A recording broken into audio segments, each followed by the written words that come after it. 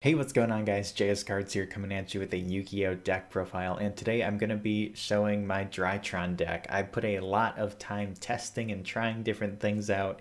There's still a few things I kind of want to mess with, but I feel very confident in this deck. It's really consistent. I love this deck. I am excited to be taking it to locals more often now that things are slowly opening up and get some more games in.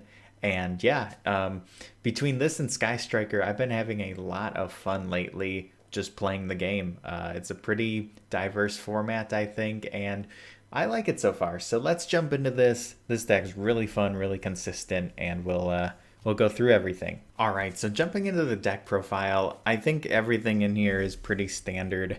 We got triple copies of Alpha, triple copies of Zeta, double gamma, and then the one delta. I think this is what most people play. I have seen some builds with triple gamma, which I do get, or they do double gamma and double delta. It's always good seeing a Drytron name. I will be testing out a third gamma. I just have to get one in the mail, but I'm going to try it out on EDO Pro too and see how that goes.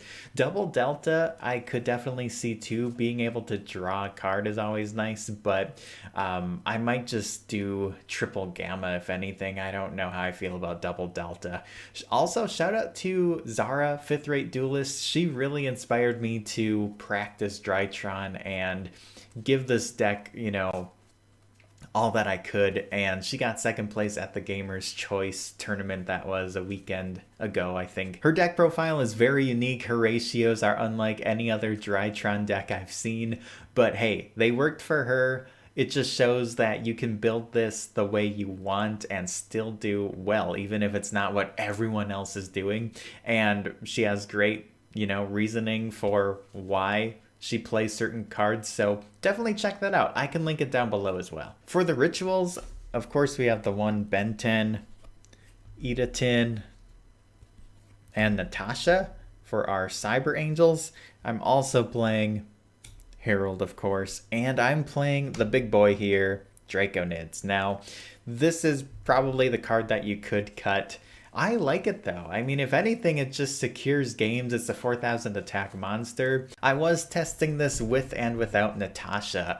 I've seen some builds lately that are not playing Natasha or they're not playing this. I actually like both of these.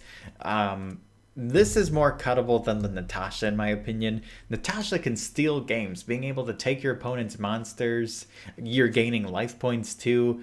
It's a really good card. Next up for the fairies, triple copies of Diviner. I love this card. This card can make you go full combo no matter what Drytron name you have in your hand.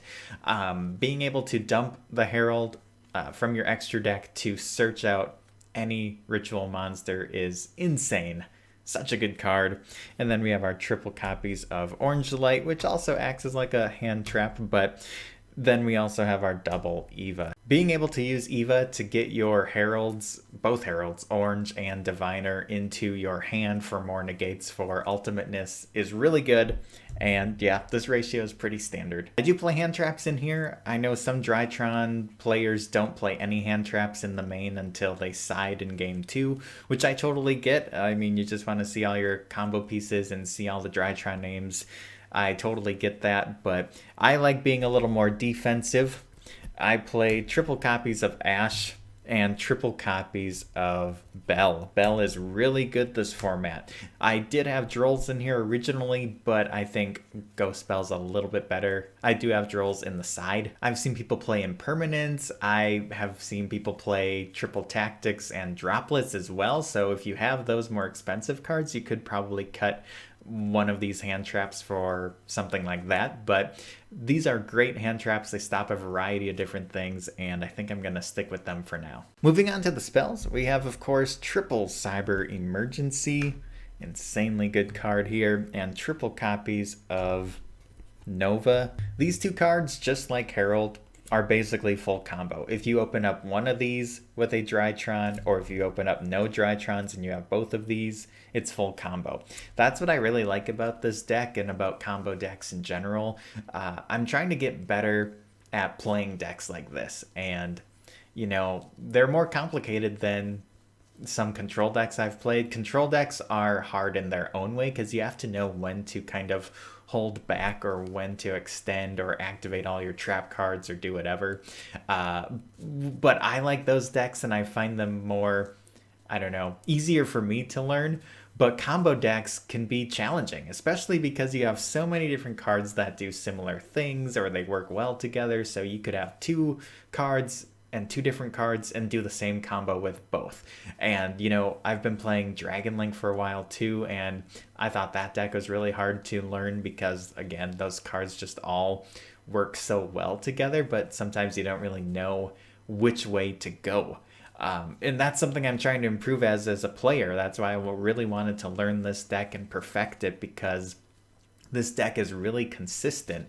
And when I first was learning it, you would look at some of these cards, and I personally didn't know that you could take the combo as far as you can. Now, I think we all know the combo, the normal one, like if you open Alpha and Zeta together, or if you can get access to those, that's the main combo, that's the easiest way to do it. But you can do it with Diviner and Gamma, you can do it with different cards like that, and that's what I'm trying to learn and get better at, because I'm still not 100% with this deck. I'll be honest, I've misplayed a bunch, but I'm just trying to improve as a player, and I'm sure there's many people that want to do the same thing. So these 3 cards are awesome, or 6 cards are awesome. Now, this is something new that I recently changed, like 2 days ago. I bumped up the Drytron Ritual to 2. I've seen a few builds online that have done this too. If they manage to get rid of one, if it gets banished or something, or if they stop it, it's always nice having the second one available. And it's really good in grind games too. So this is something I'm going to be probably keeping now. I didn't think it was necessary because you do a lot of searching. You can get it back from the graveyard. There's ways you can get to it, but if something ever happened in that first one and you can't really do anything else, you're kind of screwed because you need your ritual monsters, you need to be ritual summoning. So I bumped this up to 2, and I bumped the field spell down to 1 because it's not as necessary as like when Drytron first came out. It's nice having the 1. I mean, it does protect your ritual spell from going off, and it also searches either the ritual spell or Nova. But yeah, I think you really only need the 1 copy, especially if you do bump up the ritual to 2. So I think that's the way to go. And then the last of the main deck are just 3 1-of spells. We have Called by the Grave, Instant Fusion, and Foolish Burial. So yeah, that's it for the main deck. It's 40 cards. I tried so many different 1-ofs and 2-ofs, and I had 41 cards at one point. I was playing 2 copies of Pre-Prep, which I'd love to maybe try to fit 1 copy of that in here, because Pre-Prep lets you search out any of your ritual monsters, and then if the ritual spell is in your grave, you can get it back, which is, I think, a good thing. Maybe I just throw in the 1 copy and have it be 41, but again, you have lots of searching, lots of different ways to do that same type of thing. So it might not be necessary, but this is what we have so far. I don't think I'll be changing anything. Like I said, if anything, I would test out a 3rd copy of Gamma, but I'm not sure what I would cut. So that's it for the main deck. Let's move on to the extra deck. The extra deck is really solid in my opinion. There's really not a whole lot I would change. There's like 1 thing I would do different. So let's talk about this here. First of all, I'm playing the 1 Mu Beta. This is the only thing I'd like to change, is I'd like to play a 2nd copy because of the grind game. I think it would be really beneficial to have a 2nd copy available. Even if you don't go into it that much, the time that you do need it, you won't have it, you know, if you're just playing the 1. I'm not sure what I would cut though, because the extra deck is very tight in my opinion. But the 1 copy does work, and lots of people play the 1, but I feel like a 2nd one could be useful. I'm playing the 1 Fucho. Now, this was the Lyrilisk rank 1, but I decided to cut it for Fucho because this card's really good. If you get drolled or hand trapped or you can't really do anything else, you can just get this guy on the field and hopefully survive 1 more turn and kind of go from there. The Lyrilisk card I rarely went into, and I think Fucho is a much better option. I'm also playing the 1 Downward Magician, and then we have, of course, Beatrice and Zeus. Moving on to the diviner targets, we have 2 copies of Herald of the Arclight, and then we have Elder Entity Entis. The other fusion that I play is our instant fusion target, which is Millenniumize Restrict. This card's really good. It can protect you from the Biru or something like that. This card's just really nice to have. And then moving on to our links, we have Link Karibo. This is really good, again, with your Drytron Nova, getting your alpha out and then just linking it away for Link Karibo so you can use its effect. 1 IP. IP's really good in here for protection, and then going into like your Nightmare Unicorn or something like that. For our Nightmares, I have the 1 Phoenix and the Unicorn. And then for our 2 boss monsters, we have Appaloosa and Borrelsword Dragon.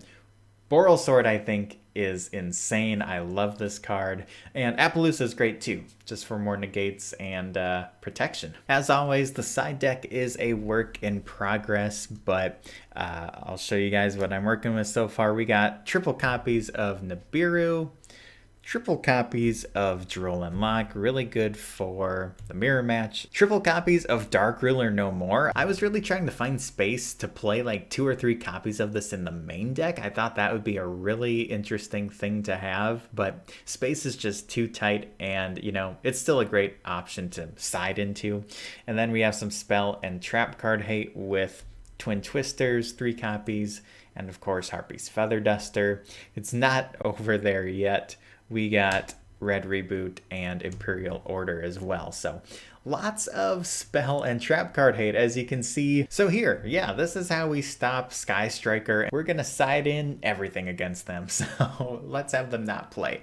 But yeah, that is it for the side deck. So there you guys have it. That is my Drytron deck profile. Let me know what you think of it down in the comments below. If you enjoyed this video, make sure you hit that like button and subscribe for more. That really helps me out. Stay tuned for more Yu-Gi-Oh news, deck profiles, and openings, and I'll catch you guys in the next one. Peace out and have a good one.